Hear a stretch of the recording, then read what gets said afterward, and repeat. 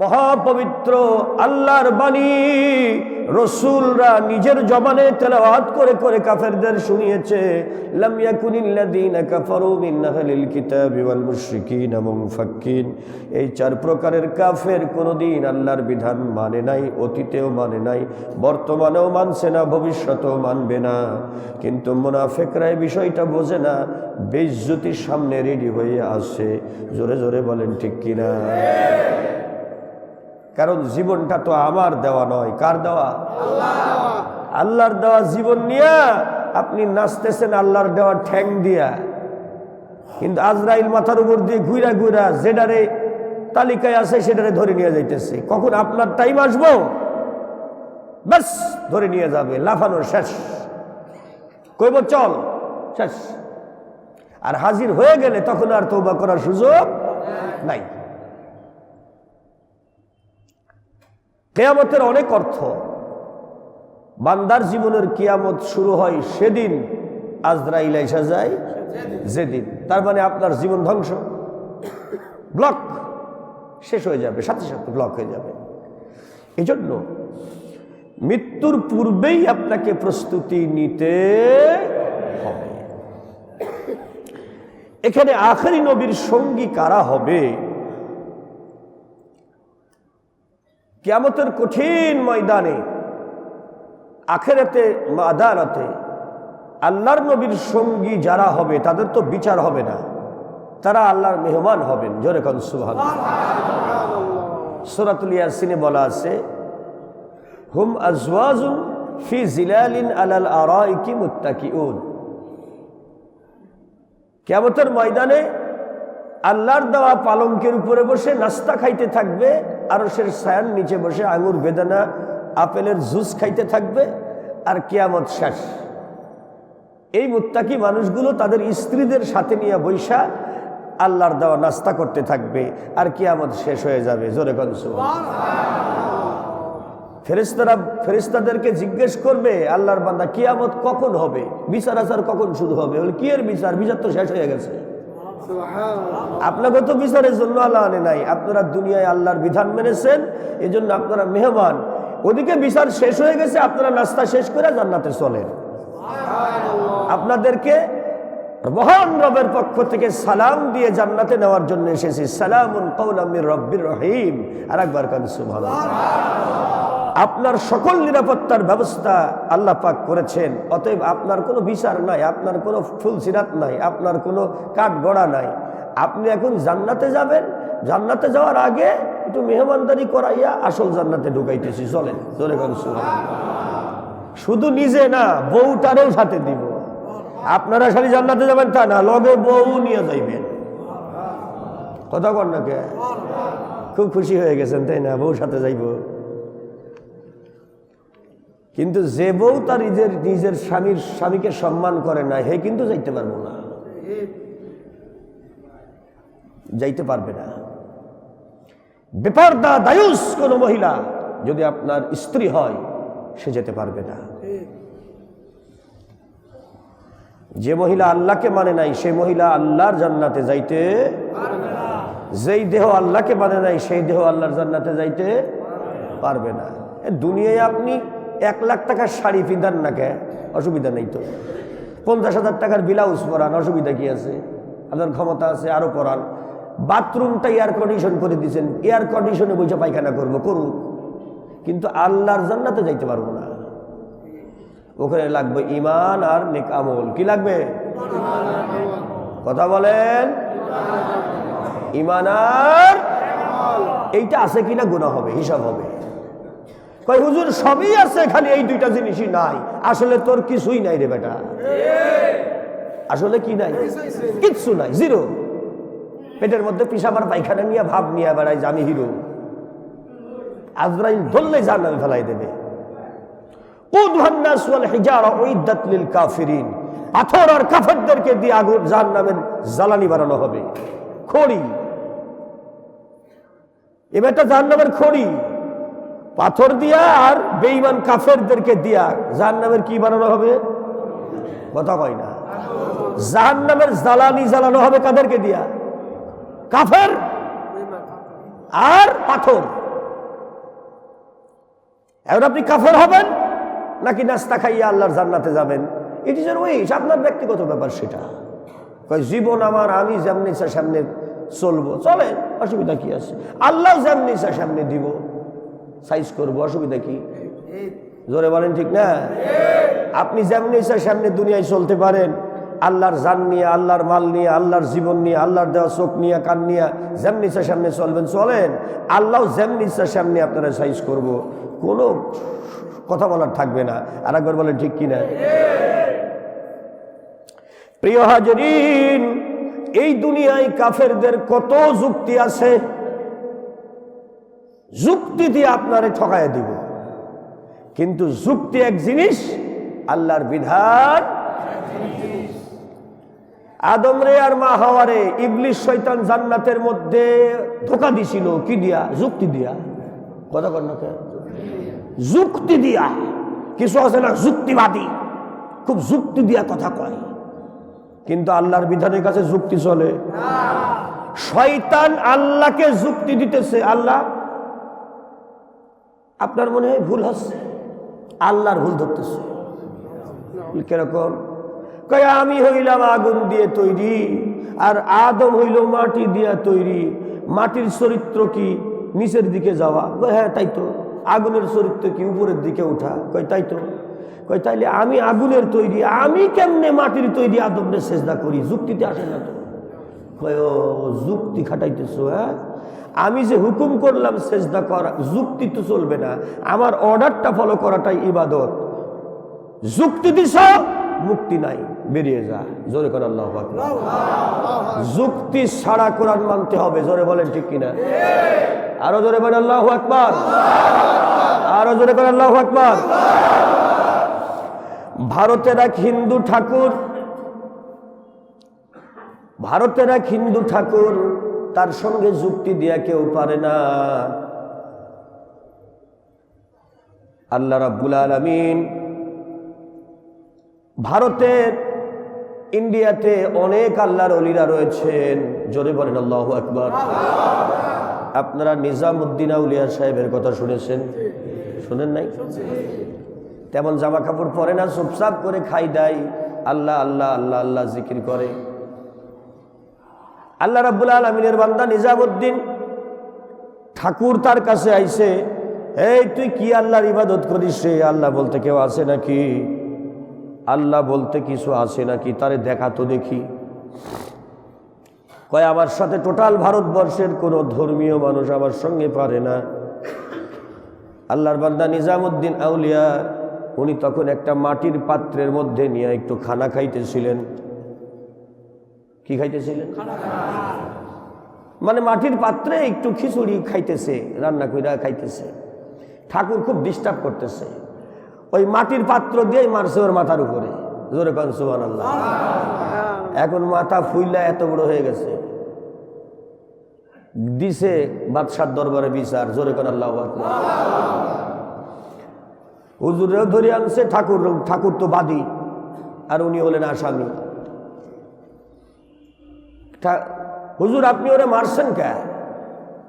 ওই ঠাকুর বেশি কথা কয়, খালি যুক্তি দেয়, এজন্য ওর যুক্তির উত্তর দেওয়ার জন্য মারছি। কয় না হুজুর রাগে পড়ে মারছে, উত্তর না। কয় যে আল্লাহ আছে, প্রমাণ কি? আল্লাহকে দেখা যায়, দেখা, যারা দেখি নাই তারে বিশ্বাস করবো কেমনি?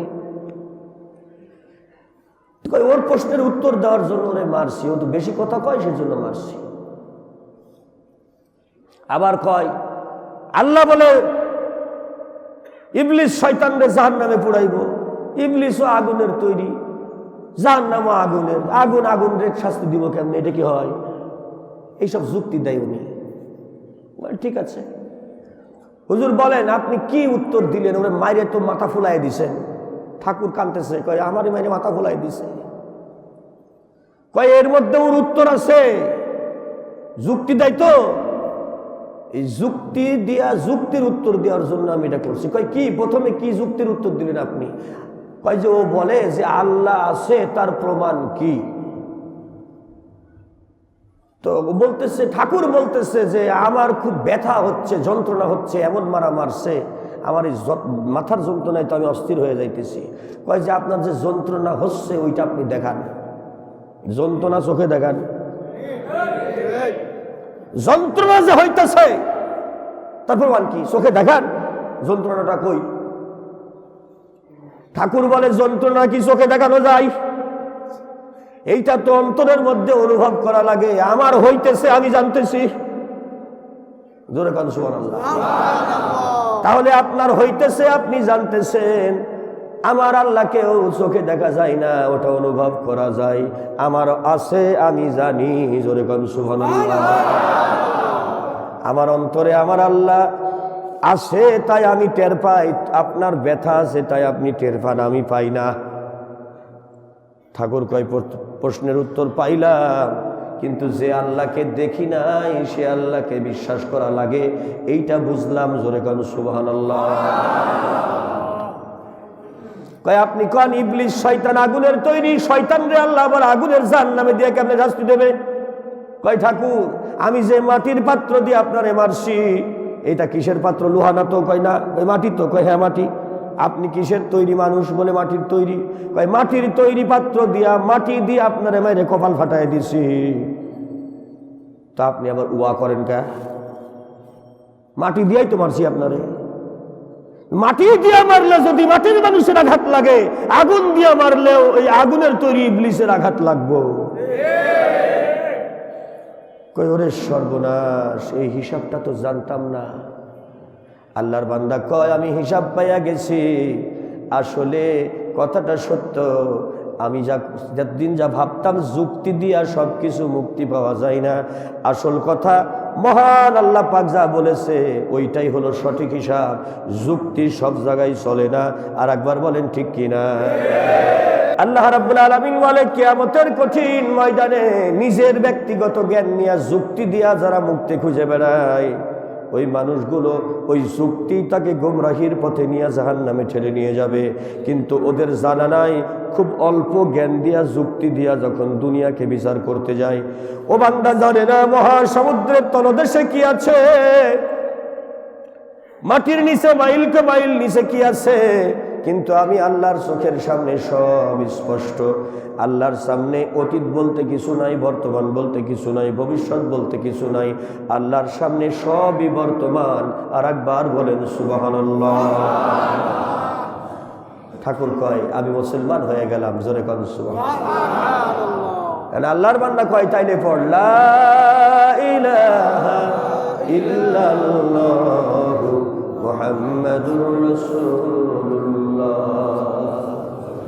আপনারা যদি দিল্লিতে যান তাহলে নিজামুদ্দিন আউলিয়া দিয়ে পাবেন, মাজার আছে সেখানে। জোরে কান সুবহানাল্লাহ। তো এখন কথা হইল যে আমাদের সমাজের মধ্যে আমরা যুক্তি দিয়ে চলতে চাই, যে যুক্তিতে এইটা আসে। আরে বেটা, আজরাইল সামনে হাজির হইয়া গেলে তখন যুক্তি কাটতো না, নিজের পেশাব পায়খানা অটোমেটিক সিরিয়ালে কাপড় নষ্ট করে ফেলাইবে। হ্যাঁ, আপনি যুক্তি দিয়ে কিনা আপনার ওই হিসাবে আজরাইল সামনে হাজির, এখন আর কোনো কথা নাই। ওঠ চলো, may you go now, your life is end. তোমার জীবন শেষ, আর লাইফ নাই। এক মিনিটও নিঃশ্বাস নিতে পারবে না। বহুত নিঃশ্বাস নিছো জীবনে, আল্লাহর দেওয়া নিঃশ্বাস বুকে নিয়া মানুষের ক্ষতি করছো। চলো, নিঃশ্বাস আর নিতে হবে না, হয়ে গেছে। বাতাসের সমুদ্রে তোমাকে ফেলে দেওয়া হয়েছে, এখনো বাতাস আছে সমুদ্রের মধ্যে, বাতাসের সমুদ্রেই তুমি আছো, কিন্তু 1 ইঞ্চি বাতাস আর তোমার কলিজা গ্রহণ করবে না। অফ, কারণ বাতাস কার? আল্লাহ। হুয়াল্লাযী আরসালার রিয়াহ, তিনি সেই আল্লাহ যিনি বাতাসের মালিক। 1 চামচ পানি আর ঢুকবে না। পানি গালে দেবেন, রিটার্ন আসবে, ঢুকবে না, ভেতর থেকে অফ করে দেওয়া হয়েছে।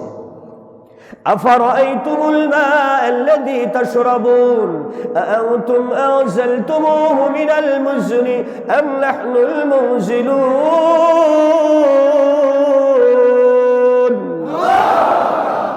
কে নাজিল করে রে বান্দা পানি? মনে রেখে দিও আমি তোমার জন্য পানি নাজিল করি, এ পানি পৃথিবীর কোথাও তুমি জানতে না পাইবা না, পানি আমার মালিক আমি। জোরে করো সুবহানাল্লাহ। প্রিয় হাজিরিন, আল্লাহ রাব্বুল আলামিন বলেন এজন্য আল্লাহর ব্যাপারে কোনো অস্পষ্ট ধারণা থাকবে না বান্দাদের। আল্লাহর ব্যাপারে বান্দার ধারণা থাকবে ক্লিয়ার। কেমন ধারণা থাকবে? আল্লাহ আছে না নাই?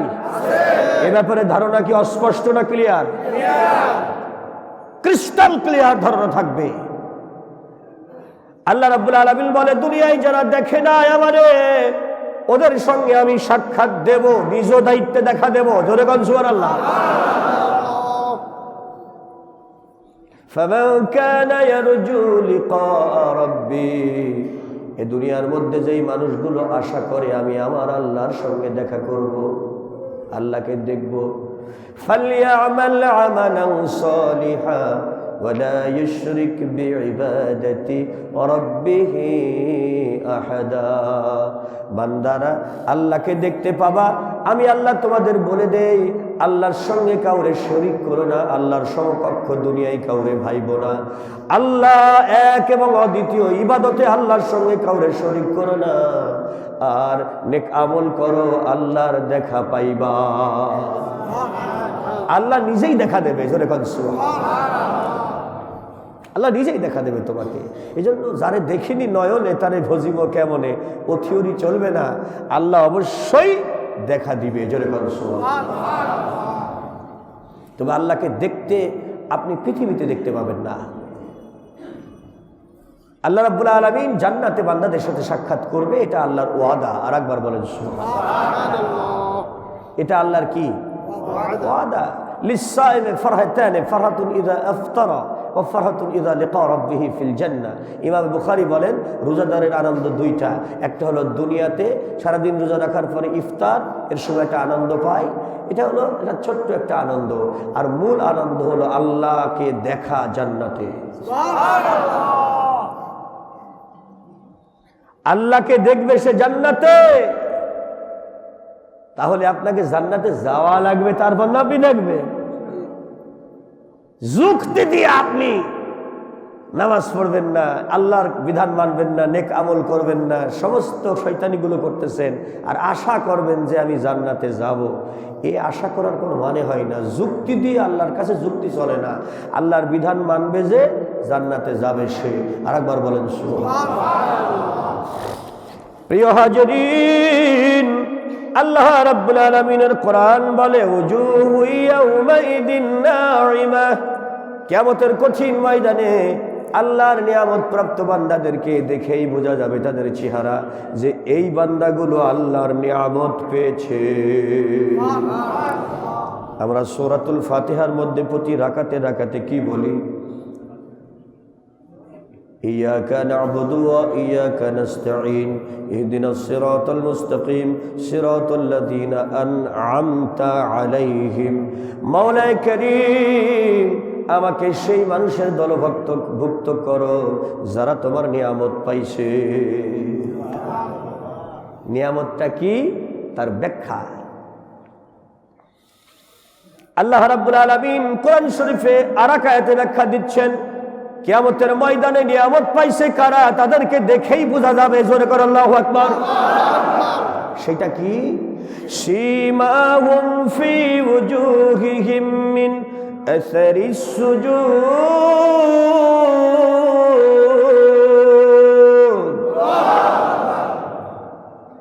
সেজদা দিয়েছে যেই চেহারা অবনত করে আল্লাহকে, ওই চেহারাগুলো, মুখমণ্ডলগুলো লাইটের মতো জ্বলতে থাকবে।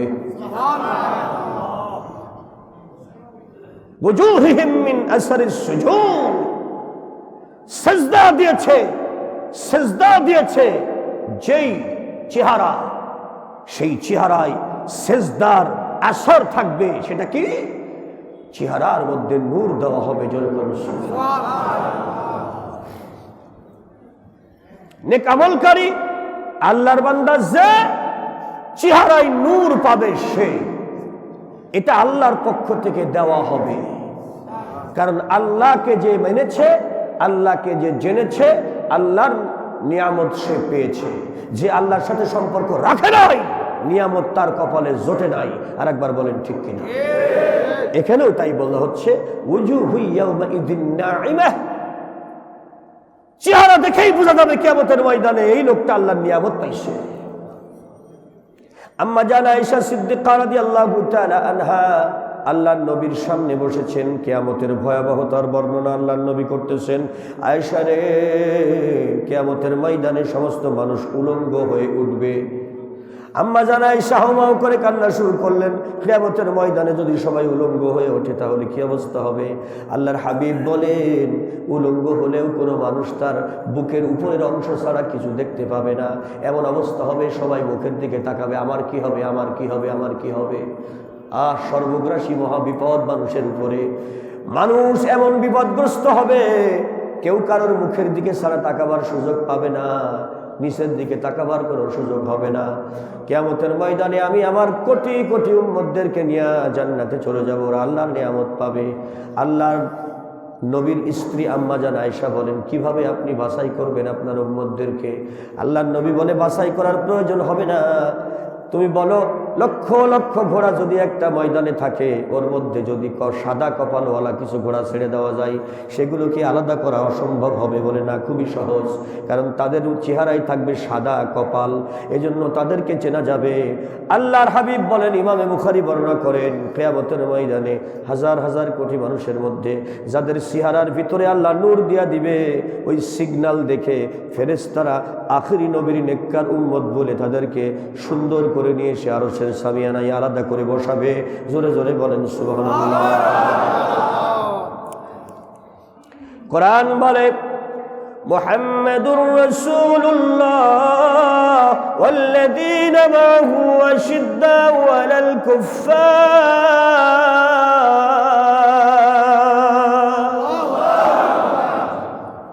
ও দুনিয়াবাসী, আমার নবী মুহাম্মদ রাসূল সাল্লাল্লাহু আলাইহি সাল্লাম, তার সঙ্গে তারাই হবে যারা আশিদ্দাউ আলাল কুফফার। এই দুনিয়ায় কাফেরদের ব্যাপারে তারা থাকবে মারাত্মক কঠোর। কাফেররা যা করে মুমিন নবীর উম্মত তা করবে না। কাফেররা যা বলে ওনারা তা বলবে না। কাফেররা যেভাবে চলে ওনারা সেভাবে চলবে না। কাফেরদের ব্যাপারে তারা থাকবে কঠিন, জীবন যাবে তবু কাফেরের পথ অনুসরণ করবে না। আশিদ্দা, মজবুত কঠিন থাকবে আখেরি নবীর উম্মত। রুহামাউ বাইনাহুম, উম্মতে একে অপরের মধ্যে থাকবে দরদি সম্পর্ক, কেউ কারোর ক্ষতি সাধন করবে না, আপন ভাইয়ের মতো একে অপরকে ভালোবাসবে। সুবহানাল্লাহ বলে। হ্যাঁ, নিজে কিছু করার আগেই চিন্তা করবে আমার পাশের ভাইটার কোনো ক্ষতি হবে কিনা, ওইটা চিন্তা করে ক্ষতি যেন না হয় এইটা ভেবে ওইভাবে কাজটা করবে, যাতে অন্যের কোনো কষ্ট না হয়। যেরকম সুবহানাল্লাহ। তারা হোক এ দুনিয়ায় তাদেরকে দেখতে পাবা রুকআন সুজদাই ইয়াবতাগুনা ফাদলাম মিনাল্লাহি ওয়া রিদওয়ানা, রুকু করবে, সিজদা করবে, সালাত আদায় করবে, আল্লাহকে রুকু দিবে, আল্লাহকে সিজদা দিবে। এই সালাতের মাধ্যমে ইয়াবতাগুনা ফাদলাম মিনাল্লাহি ওয়া রিদওয়ানা, আল্লাহর রিজওয়ান হাসিল করবে তারা সালাতের মাধ্যমে। জোরে বলেন সুবহানাল্লাহ। নেংটা হইয়া দৌড় পাড়াপাড়ি কইরা, বেনামাজি হইয়া, আবল তাবল কাজ কইরা, বনে জঙ্গলে ঘুরে বেড়াইয়া আল্লাহর রিজওয়ান হাসিল করবে না। তারা রুকু করবে, সিজদা করবে, নামাজ পড়বে, এইটার ভিতর দিয়ে আল্লাহর রিজওয়ান হাসিল করবে। বিশ্ব নবীর উম্মতের এটাই হলো বৈশিষ্ট্য। আর একবার বলেন সুবহানাল্লাহ। আমাদের সমাজের মধ্যে শট একটা গাই দিয়া গাজার কলকি নিয়ে খাইতেছে, আপনি তাকে মনে করবেন আল্লাহর ওলি। এই চিন্তা করার কোনো সুযোগ নাই। আল্লাহ বলে দিয়েছে আমার নবীর উম্মতের চরিত্র কেমন হবে, আমি আল্লাহ কোরআনে বলে দিলাম। জোরে কোন সুবহানাল্লাহ। তাহলে আল্লাহকে জান্নাতে কারা দেখতে পাবে, জান্নাতে কারা যাবে, তাদের চেহারা কেমন হবে, তাদের চরিত্র কেমন হবে, এ বর্ণনা করতেছে কে? আল্লাহ। যে আমার নবীর সঙ্গী তারা হবে, তারা জান্নাতি হবে, তারা রুকু করবে, সিজদা করবে, সালাতের মাধ্যমে আল্লাহকে পাওয়ার চেষ্টা করবে, অন্য কোনো পন্থায় নয়। যে ন্যাংটা হইয়া কোন গাছে উইটা বৈশা জিকির করতেছে, ওই বেটা মনে হয় আল্লাহর ওলি হয়ে গেছে। নো, বড় পীর আব্দুল কাদের জিলানীকে কোনোদিন দেখা যায়নি একক তো নামাজ কাজা করেছে, জোরে কাজ সুবহানাল্লাহ। তা আপনি কিসের ন্যাংটা হইয়া আল্লাহ আল্লাহর ওলি হইয়া গেলেন, আল্লাহ বড় পীর হইয়া গেলেন? পড়লে কাপড় নাই আপনি পীর সাহেব। আবার আমরা কদম মুসি কইরা টাকা দেই যে বাবাই যদি দোয়া করে আমি পার হইয়াও যাইতে পারি। নামাজ নাই একক তো আপনি পার হইয়া যাবেন, এত সহজ? আল্লাহ বলছে বান্দারে ধোঁকা খাইও না, আমি কোরআন বলছি, যুক্তি দিও না। মান যাল্লাযী ইয়াশফাউ ইনদাহু ইল্লা বিইذনি, আয়াতুল কুরসি। কার ক্ষমতা আছে আমি আল্লাহর সামনে থেকে তোমাকে শাফায়াত করে পার করে নিবে? আল্লাহু আকবার। মান যাল্লাযী ইয়াশফাউ ইনদাহু ইল্লা বিইذনি, আমি আল্লাহর অনুমতি ছাড়া আমার সামনে থেকে তোমাকে বাঁচাইয়া আমার জান্নাতে কে নিবে? এত বড় সাহস কার? ইয়ালামু মা বাইনা আইদিহিম ওয়া মা খালফাহুম, আমি হলাম সে আল্লাহ, আমি তোমার গোপন খবরও জানি, আমি তোমার প্রকাশ্য খবরও জানি। তুমি পাপী না গুনাহগার, তোমার জান্নাত দেওয়া লাগবে না জাহান্নাম দেওয়া লাগবে, এটা আমি জানি। দুনিয়ার কোনো মানুষের বাচ্চা তোমাকে বাঁচাতে পারবে না। আপনি আয়াতুল কুরসি পড়ে বুকে ফু নিলেন, কিন্তু আয়াতুল কুরসির ভিতরে কি বলা হচ্ছে সেইটা আপনি একটু বুঝা দেখলেন না। এটা হলো সমস্যা আমাদের, আমরা বুঝি না, বুঝতে চাই না, মনে করি যুক্তি দিয়ে পার হইয়া যাব। না, আল্লাহর কাছে কোনো যুক্তি চলবে না। আল্লাহর বিধান এসেছে, ইউ হ্যাভ টু গো, তোমাকে যেতেই হবে ওই রাস্তায়, আপনাকে ওই রাস্তায় যেতে হবে।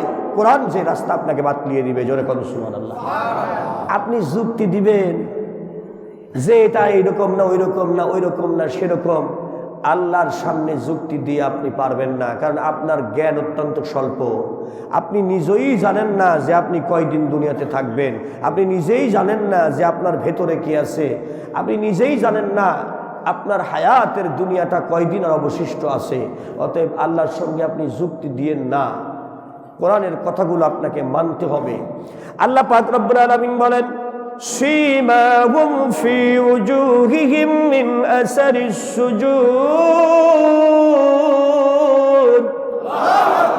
আমার বান্দা যে আমারে সেজদা দিল, ওই সেজদার চিহ্ন হিসাবে তার চেহারার ভিতরে আমি নূর দিয়া দিব। আর একবার বলেন সুবহানাল্লাহ।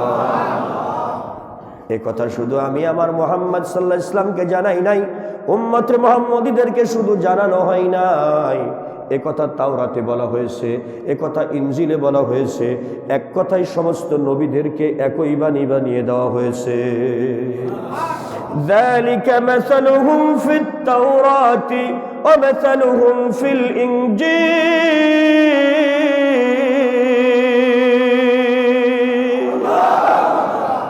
আল্লাহ রাব্বুল আলামিন বলেন, এ কথা তাওরাতে, জবুরে, ইনজিলে আমি আল্লাহ রাব্বুল আলামিন বলে দিয়েছি। খুব খেয়াল করতে হবে কথাগুলো আপনাকে। 1988 সালে সর্বপ্রথম ডক্টর এইসার্টের লেখা দ্য 100 বইটা আমরা হাতে পেলাম, ফুল ইংরেজিতে লেখা। 100 জন বিশ্বসেরা মহামানবের নাম উনি লিখেছেন, কিন্তু সবার উপরে নাম লিখেছে মুহাম্মাদুর রাসূলুল্লাহ সাল্লাল্লাহু আলাইহি ওয়াসাল্লাম। এই নবীর নাম লেখার কারণে 88 সালে ক্যালিফোর্নিয়া বিশ্ববিদ্যালয় থেকে ডক্টর এইসার্টকে অ্যারেস্ট করা হলো। সেই সময়ের ক্যালিফোর্নিয়া ইউনিভার্সিটির, ক্যালিফোর্নিয়া রাজ্যের, ভারতে আমেরিকার ক্যালিফোর্নিয়া রাজ্যের গভর্নর ছিল দিয়াগো সোয়াজনেগার। খুব খেয়াল করতে হবে, আমেরিকা কোনো সাধারণ দেশ না, আমেরিকা হলো 52টি রাষ্ট্রের সম্মিলিত একটা ইউনাইটেড স্টেট। কয়টা রাষ্ট্র? 52টা রাষ্ট্রের সম্মিলিত। জাতিসংঘের 52টা রাষ্ট্রই হলো আমেরিকা। পৃথিবীর 2টা মহাদেশ হলো আমেরিকা, উত্তর আমেরিকা, দক্ষিণ আমেরিকা। সেই আমেরিকাতে লক্ষ লক্ষ মানুষ মুসলমান হইতে লাগলো, জোরে কোন সুবহানাল্লাহ। কারণ কোরআনের বিভিন্ন কিতাবের উদ্ধৃতি দিয়া বিশ্বনবী সাল্লাল্লাহু আলাইহি ওয়াসাল্লাম যে মহাসত্যের বাণী এনেছেন, ওইটা একজন খ্রিস্টান ডক্টর এইসার্ট লিখেছেন। কিন্তু এটার কারণে লক্ষ লক্ষ খ্রিস্টান মুসলমান হইতে লাগলো, জোরে কোন সুবহানাল্লাহ। এইটা খ্রিস্টান জগতের মানুষেরা সহ্য করতে পারল না যে এই বেটার এই লিখনির কারণে, মুহাম্মদ সাল্লাল্লাহু আলাইহি ওয়াসাল্লামের নাম সবার উপরে লেখার কারণে লক্ষ লক্ষ খ্রিস্টান মুসলমান হয়ে যাচ্ছে, অতএব তাকে অ্যারেস্ট করা দরকার। সে ধর্মদ্রোহী, আমাদের খ্রিস্টান ধর্মের ক্ষতি করেছে আর ইসলাম ধর্মের উন্নতি হয়েছে, এইটা হতে দেওয়া যাবে না। কিন্তু রাখে আল্লাহ মারেকে। ডক্টর ইসার্টকে ক্যালিফোর্নিয়া থেকে অ্যারেস্ট করা হলো এবং ক্যালিফোর্নিয়ার গির্জার ফাদারদেরকে আনা হলো। যে বাইবেলের নবী ঈসা নবীর মান সম্মান নষ্ট করছে, নিজে খ্রিস্টান হয়ে এই কাজ করছে, আর মুসলমানদের নবী মুহাম্মদ সাল্লাল্লাহু আলাইহি ইসলামকে সবার উপরে লিখছে, আর ঈসা নবীর নাম লিখছে 7 নম্বরে। জোরে মানে কয় নম্বরে? অতএব এই লোকটাকে অ্যারেস্ট করা দরকার। ডক্টর ইসার্ট জানাইলেন, হয় আমাকে কেন অ্যারেস্ট করলেন? তখন গভর্নর বলল যে অ্যারেস্ট করা হবে না কেন?